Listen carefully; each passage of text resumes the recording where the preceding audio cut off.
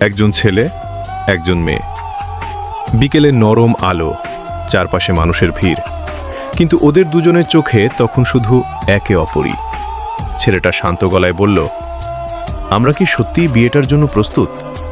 সবকিছু এত তাড়াতাড়ি হয়ে যাচ্ছে না? মেয়েটা কিছুক্ষণ চুপ করে থেকে বলল, তুমি এখন এসব প্রশ্ন করছো কেন? আমি এতদিন যেটা বিশ্বাস করে এসেছি সেটা কি তাহলে ভুল ছিল? কথা বাড়তে লাগলো। ভুল বোঝাবুঝি, না বলা অভিমান, আর জমে থাকা ভয় সব একসাথে বেরিয়ে আসতে শুরু করল। ছেলেটার কণ্ঠস্বর শক্ত হয়ে গেল। সব দোষ কি আমার? তুমি কখনো আমার পরিস্থিতিটা বোঝার চেষ্টা করেছে?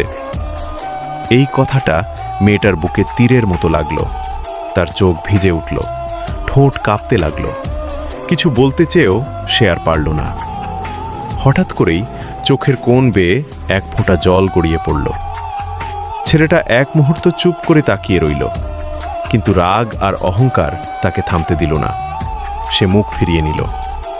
মেয়েটা কান্না লুকাতে চেষ্টা করল, কিন্তু পারল না। শেষবারের মতো ছেলেটার দিকে তাকিয়ে ধীরে ধীরে অন্যদিকে হাঁটতে শুরু করল। দুজন দুদিকে চলে গেল। মাঝখানে রয়ে গেল না বলা অনেক কথা, আর এমন একটা বিয়ে যেটা হয়তো আর কোনোদিন কথার বাইরে গেল না।